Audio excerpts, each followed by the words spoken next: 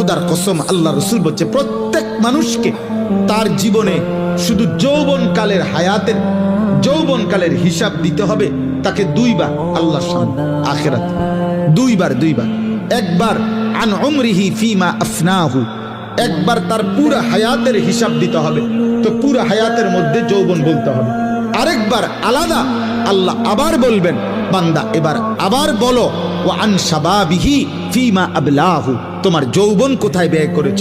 কমপক্ষে 15 বছর থেকে 40 বছর, এই মাঝের এই 25 বছর আলাদা আবার বলো, আবার বলো। এই 25 বছরের রাত্র দিন সকাল দুপুর সুস্থতা আমি আল্লাহ যোগ্যতা দিছিলাম, সবল স্বাস্থ্য শরীর সুস্থতা সমস্ত অঙ্গের পূর্ণ ক্ষমতা আমি দিয়েছিলাম বান্দা, সেটা আমার পথে ব্যয় করেছো কতটুকু, শয়তানের পথে ব্যয় করেছো কতটুকু বলো। সেদিন বুঝবা আব্বা ফেরেশতার এক এক লাথি কি জিনিস, সেদিন বুঝবা।